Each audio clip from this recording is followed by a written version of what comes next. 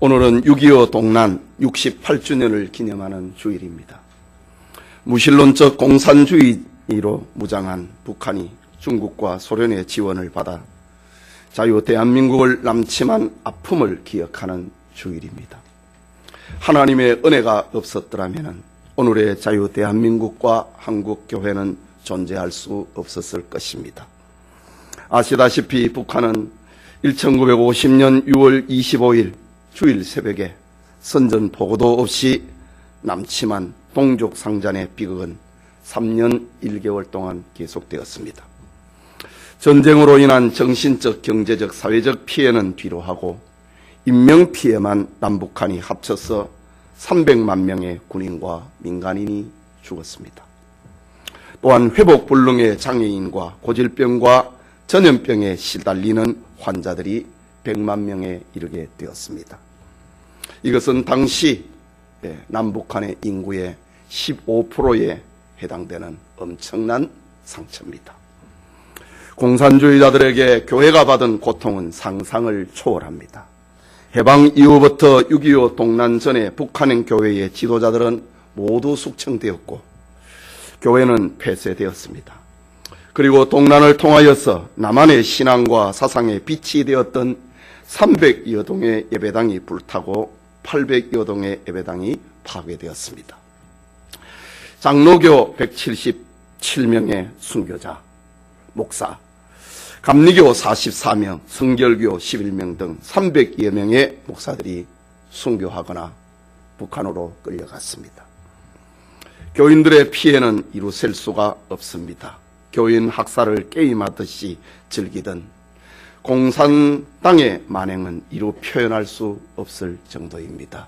지난해 우리 SFC와 청년들이 초기 한국교회를 투어하면서 그 현장을 생생하게 목도했습니다.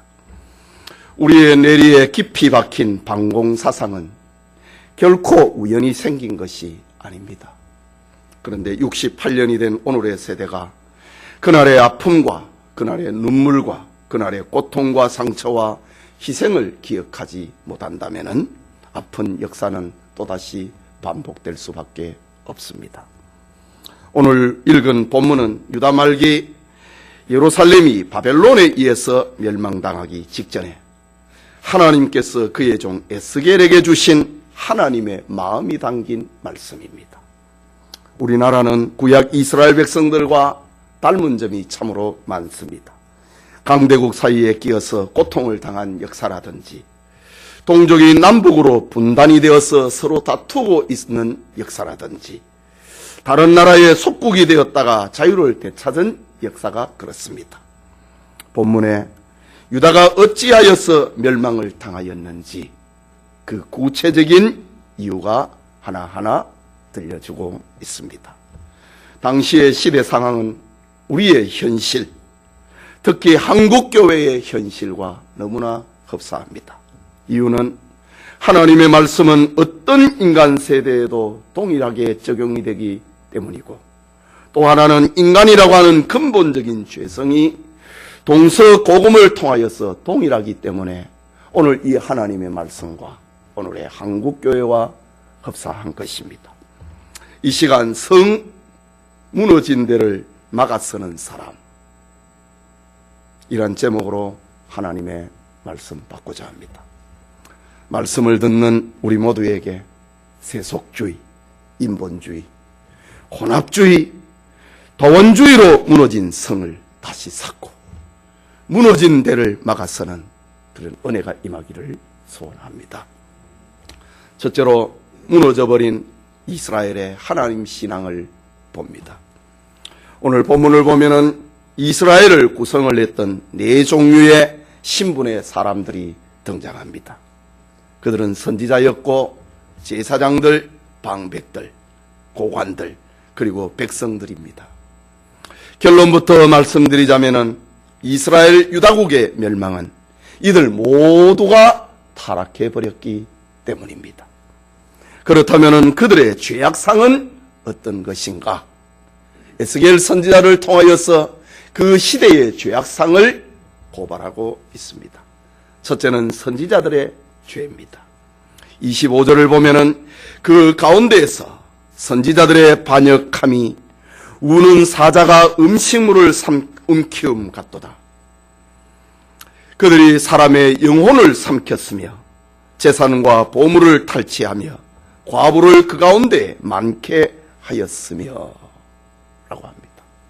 그리고 28절에는 그 선지자들이 그들을 위하여 회를 치라고 스스로 허탄한 이상을 보며 거짓 복수를 행하여 여호와가 말하지 아니하였어도 주 여호와께서 이같이 말씀하셨느니라 하였으며 라고 합니다. 이런 모습이 멸망하기 직전에 선지자들의 죄입니다. 선지자는 자기 말을 하는 사람이 아니고 하나님께서 주시는 말씀을 그대로 전하는, 직언하는 사람입니다. 그런데 에스겔 시대의 선지자들은 하나님의 말씀을 전한다는 구실로 돈벌이를 했습니다. 백성들의 죄를 고발하고 그들의 죄를 회개를 촉구를 하고 순종을 말해야 되는데, 그런 선지자가 힘있고 권력 있는 자들의 비위를 맞추며 재물을 모았습니다. 28절에 그 선지자들은 그들을 위하여, 고관 대작 정치인들을 위하여 회를 치라고 죄를 덮어주었다.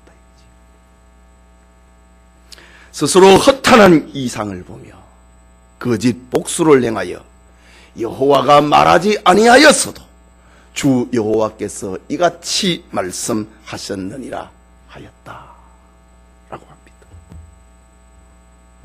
그들은 악을 행하는 자에게 거짓 평안을 외치고 그들에게 축복을 빌어주고 사람들의 인기와 인정을 받으려고 했습니다.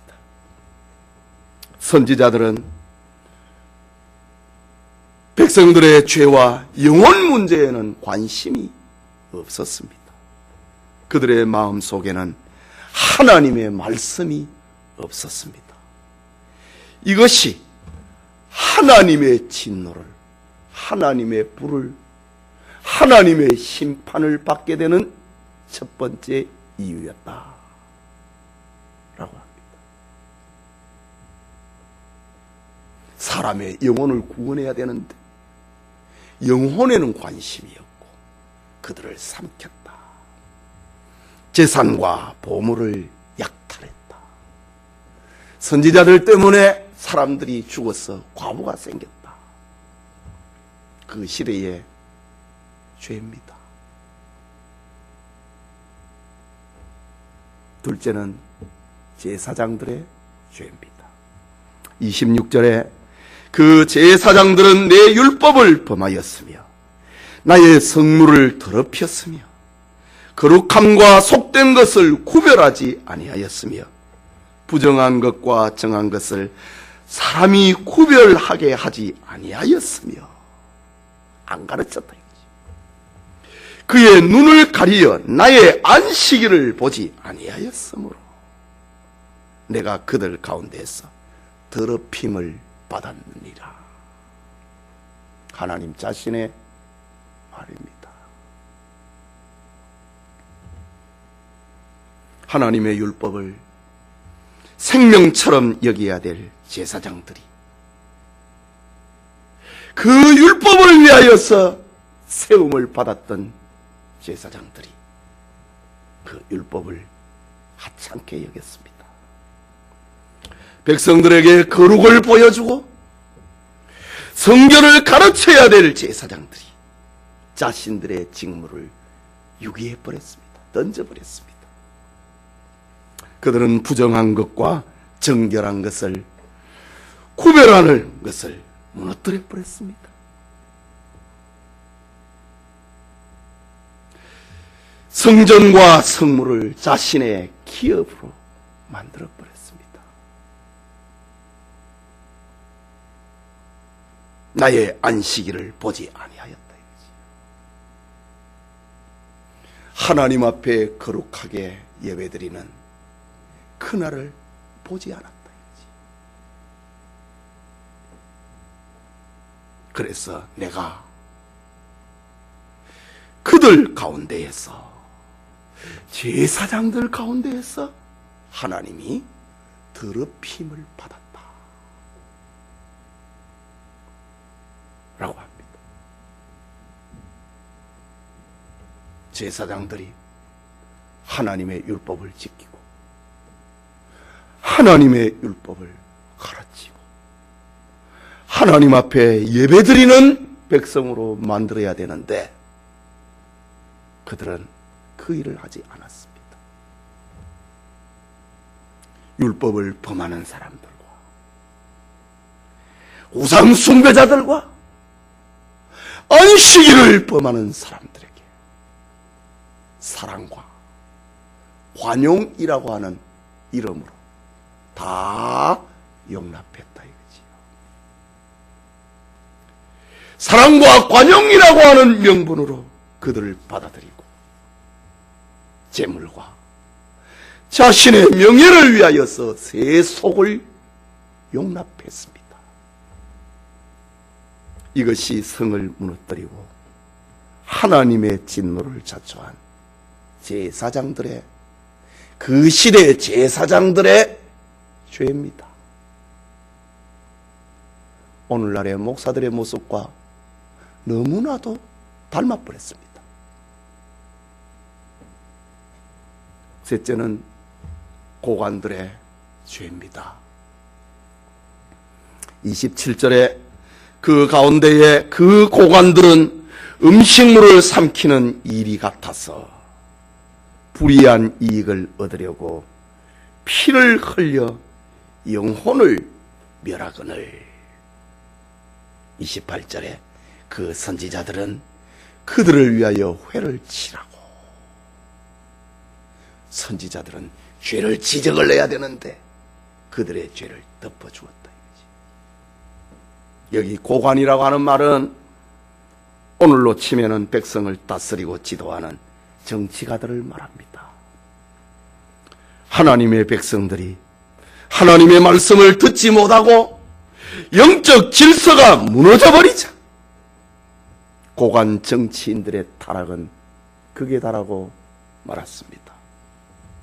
그들은 뇌물을 좋아하고 불법으로 돈을 횡령하고 백성들을 거짓과 욕망과 불의로 억압했습니다. 정치라고 하는 것은, 정치의 생명은 그때나 지금이나 공입니다. 그리고 정직입니다. 정직과 공의가 없으면 그거는 정치가 아닙니다. 정직해야 됩니다. 그리고 공의로워야 됩니다. 그런데 당시의 고관들은 그것을 포기해버렸다. 음식물을 삼키는 이리떼처럼 되어버렸다. 먹을 곳이 있는 곳에, 명예가 있는 곳에, 돈벌이가 있는 곳에 이리떼들이처럼 몰려들었다. 소망이 보이지 않는 고관 정치인들의 죄악상입니다. 마지막으로 백성들의 죄입니다. 29절에 이 땅 백성은 포악하고 강탈을 일삼고 가난하고 궁핍한 자를 압제하고 나그네를 부당하게 학대하였으므로 라고 합니다. 여기 이 땅 백성이라고 하는 말은 권력층이나 부유층은 아니지만은 오늘날로 치면은 중산층 서민을 가리킵니다. 그들은 강자에게는 약자가 되었고 약자에게는 강자가 되어서 억압하고 갈취했습니다. 마치 정글의 세계처럼 먹이 사슬이 형성이 되었습니다. 백성들은 마냥 피해자가 아니었습니다. 고관 정치인들에게는 착취를 당했고 빼앗겼고, 그들은 자기보다 더 약한 사람들, 나그네들, 가난한 사람들, 불쌍한 사람들, 힘없는 사람들을 억압하고 약탈했다. 먹이사슬이 형성이 됐다는 겁니다. 하나님의 말씀을 듣지 못하고 성결과 거룩의 분별력을 잃어버린 백성들은 요령이 늘었습니다. 기회주의로 가득 찼습니다. 그들은 자기와 자기 가족의 이익을 위하여서는 이웃을 물고 뜯고 삼켰습니다. 이스라엘의 영적인 타락은 이렇게 사회 전체를 병들게 만들었고 윤리적인 타락으로까지 이끌어 갔습니다.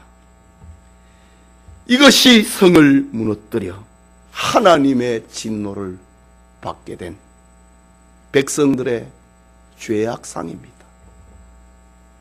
지금까지 살펴본 이스라엘의 역사적인 죄악은 남의 이야기가 아닙니다.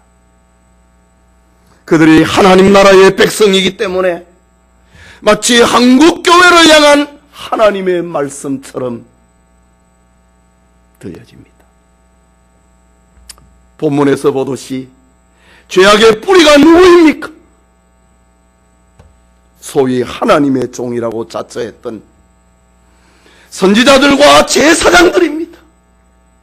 그것이 멸망하게 된 죄악의 뿌리입니다. 오늘 한국교회의 불신앙과 영적 무질서는 교회의 지도자들로부터 시작된 것입니다.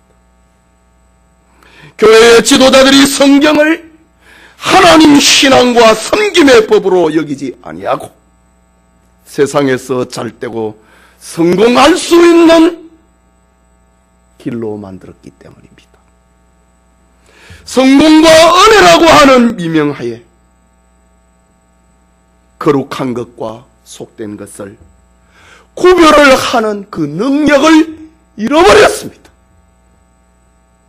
교회에 연보만 많이 하면은 목사가 아무 말 안 합니다.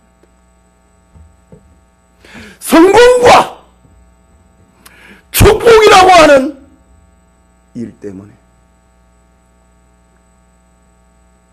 한국교회는 거룩한 것과 더러운 것을 구별하는 능력을 상실해버렸습니다. 교회의 본질을 잃어버리니 교회는 세상과 차별이 없어졌습니다. 지금. 그러니 세상의 소금이라고 하는 교인들의 숫자가 늘어도 세상은 더 적어가고 있습니다. 세상의 빛이라고 하는 교인은 늘어도 세상은 더 어두워져 가고 있습니다. 축제와 행사는 교회 어디에서 벌어져도 하나님의 참된 말씀은 전해지지 않고 애통하고 회개하는 심령은 보이지 않습니다. 기도를 하는데 눈물이 사라져가고 있습니다. 거짓과 평안의 소리로 성도들로 하여금 깊은 잠에 빠뜨리고 있습니다. 가히 예루살렘 멸망 전에 벌어진 이스라엘의 죄악상과 그 어깨를 나란히 하고 있습니다. 교회가 영적으로 죽어버렸으니 세속주의가 득세를 하고 세상의 철학과 이념이 교회 안에서 통하고 있다 이거지. 세상의 이념이 민주주의가 교회 안에서 득세를 하고 있다는 것이죠.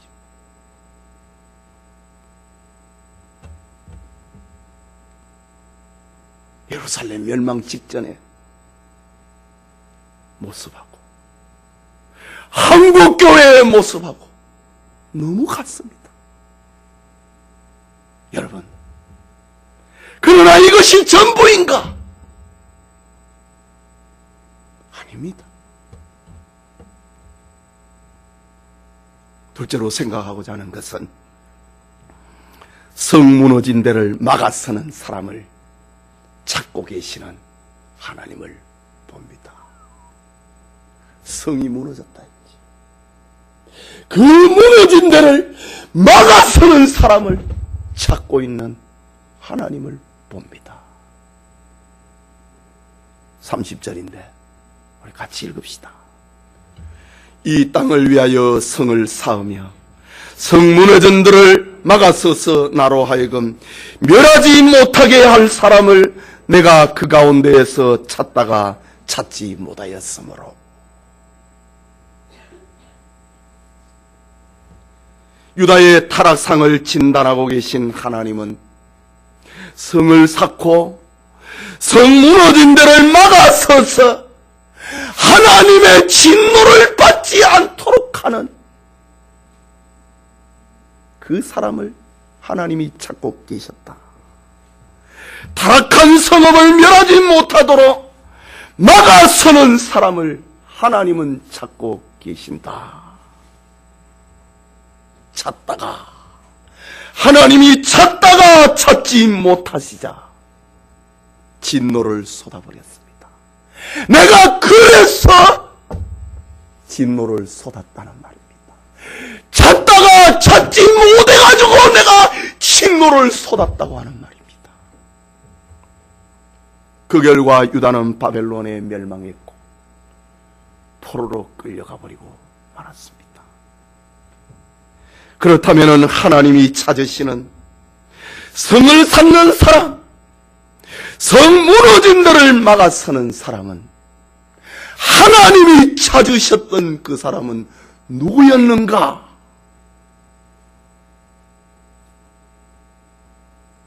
두 종류의 사람입니다. 하나는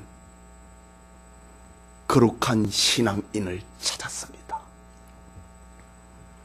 그들은 에스겔 시대의 죄악상을 막아서는 사람입니다.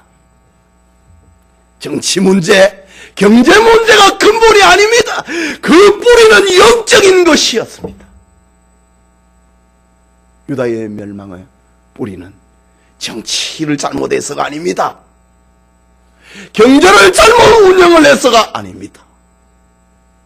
사회를 잘못 리더를 해서가 아닙니다.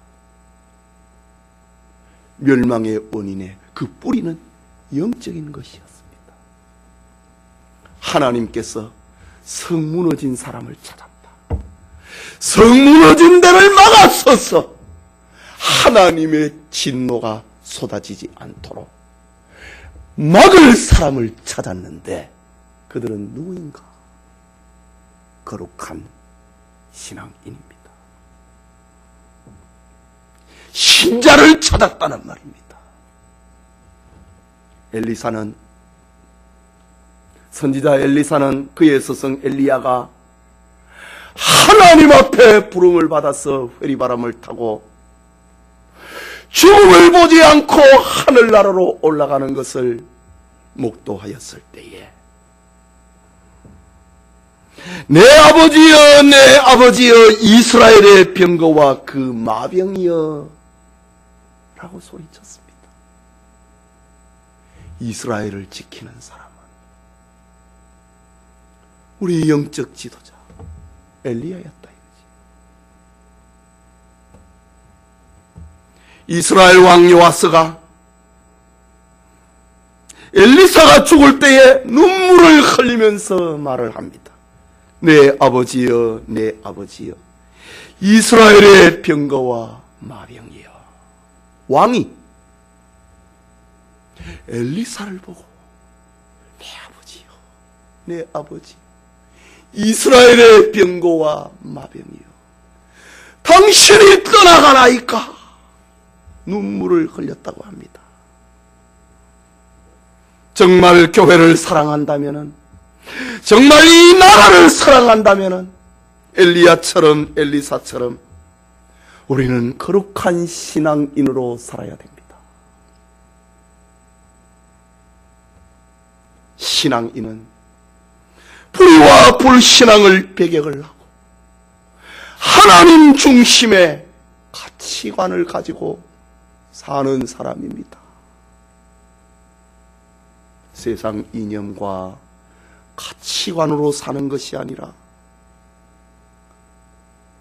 하나님의 말씀을 내 인생의 가치관으로 삼고 사는 사람이, 그 사람이 하나님이 찾고 있는 신자입니다. 여러분, 일제강점기에 김구 선생은 이런 말을 했습니다. 경찰서 10곳을 세우는 것보다 예배당 한 곳을 세우는 것이 나라를 위해서 더 유익하고 10명의 군경을 확보하는 것도 중요하나 1명의 의인을 소유하는 것이 나라의 국방과 치안을 위해 보다 더 생산적이다. 김구 선생의 말입니다. 그렇습니다. 교회는 성을 쌓는 사람들이 모이고 성 무너진 데를 막아서는 사람들이 있는 곳이라고 했던 김구 선생의 진단은 옳았습니다. 그러나 여러분, 그것은 100년 전 한국교회의 모습을 두고 했던 말입니다. 오늘의 한국교회는 그때에 가졌던 성도들의 거룩을 잃어버렸습니다. 아니, 세상이 교회를 걱정하고 있습니다.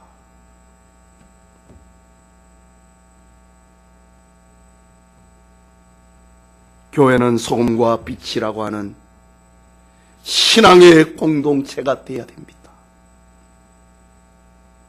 그래야 성 무너진 데를 막아설 수 있습니다.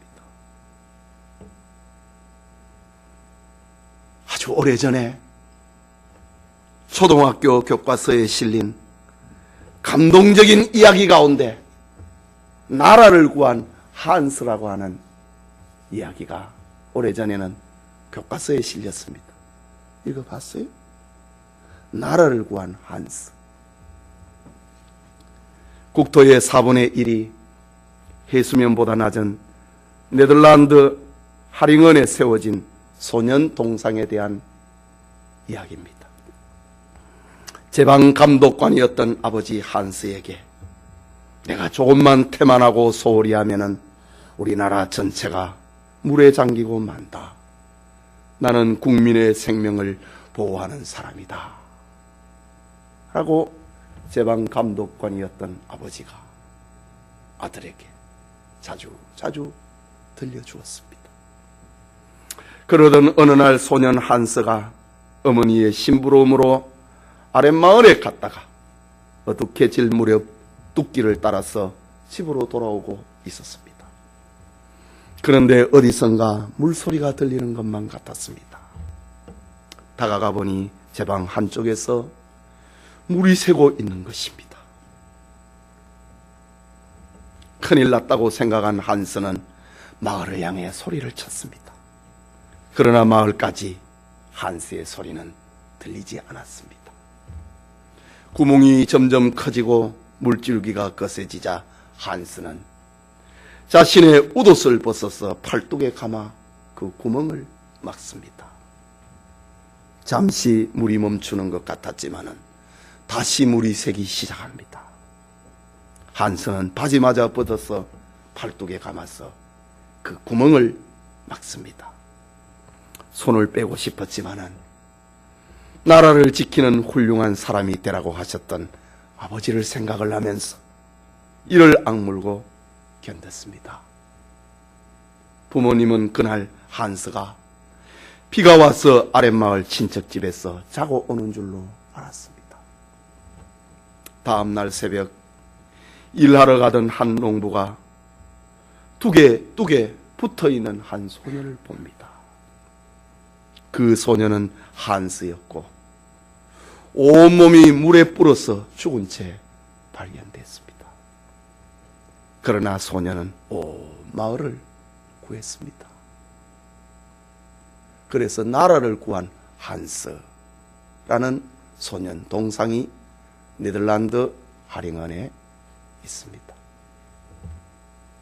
오늘의 한국교회에 한스처럼 무너진 데를 막아서는 사람,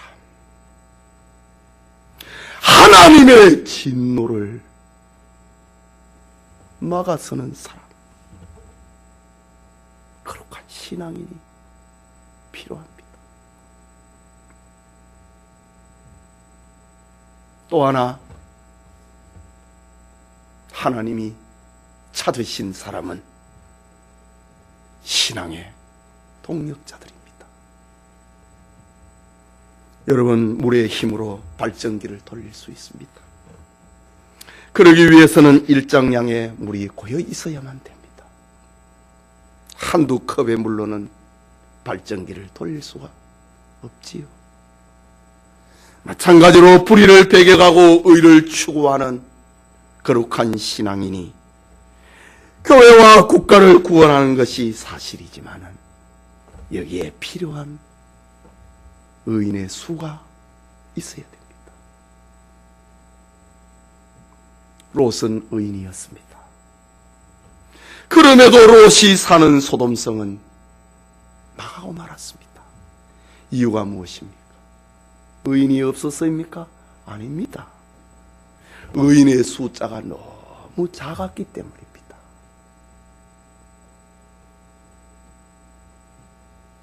소돔성이 구원받기 위해서는 하나님이 의인 10명이 있어야 된다고 말했습니다.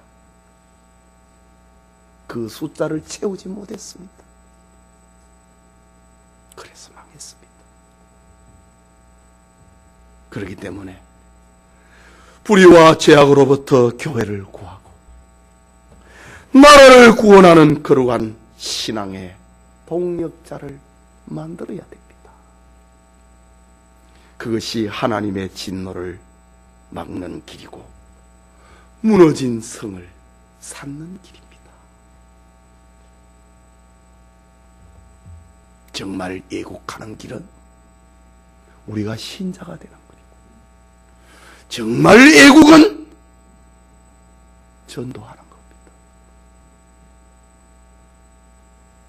사랑하는 성도 여러분, 6.25 동란 68주년이라고 하는 가슴 아픈 날을 기억하는 주일에 한국교를 생각을 하면서 우리는 고통스러운 역사를 반복하지 않는 길을 반드시 찾아야 됩니다. 그것은 성을 쌓으며 성 무너진 데를 막아서는 사람이 되는 것입니다.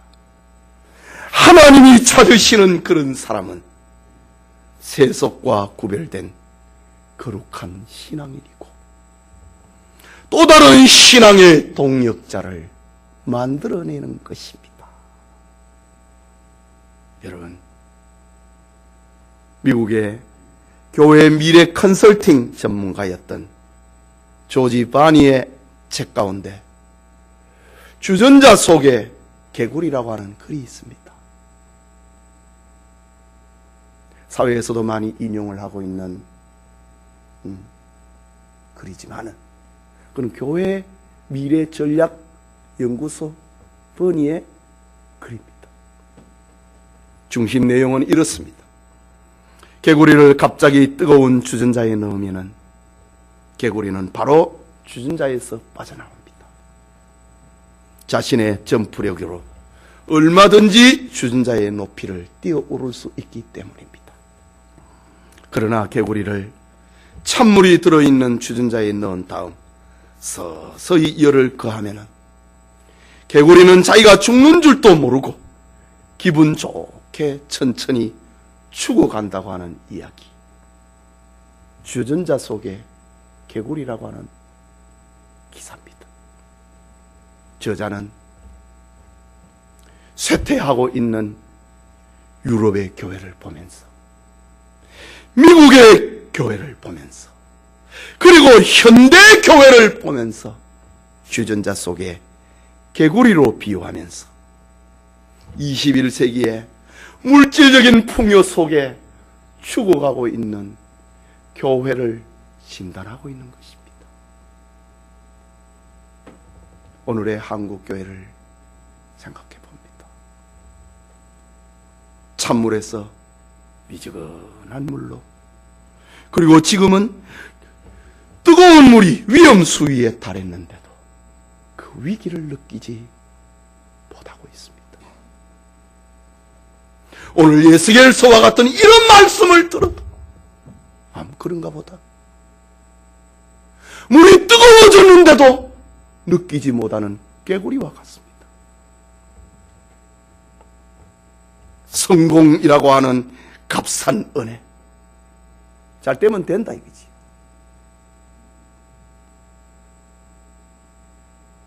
좋은 대학 들어가면 다 무죄입니다. 11조 많이 하면 다 무죄입니다. 예, 값싼 은혜, 사구려 은혜입니다.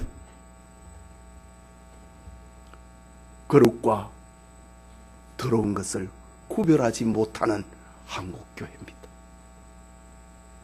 거짓 평화 괜찮다. 사구려 은혜와 거짓 평화의 소리에 잠이 들어서 지금 죽어가고 있습니다. 한국교회는 종말론적인 긴장과 위기의식을 가지고 깨어나야 됩니다. 회개해야 됩니다. 거룩이라고 하는 교회의 본질로 돌아와야 됩니다. 그래야 다시 세상의 소금이 될 수 있고 세상의 빛의 교회로 회복될 수 있습니다. 그래야 이전처럼 성을 쌓을 수 있고 성 무너진 데를 막아설 수 있습니다. 여러분, 저는 여러분을 섬기는 목사입니다. 여러분의 아픔을 만져주고 여러분을 위로하고 격려해서 힘든 세상에서 낙심하지 않고 믿음을 지키도록 권면하고 기도할 의무가 저에게 있습니다. 그러나 여러분, 그것을 눈에 보이는 성공이라는 현상 속에서 저를 찾지 말아야 됩니다.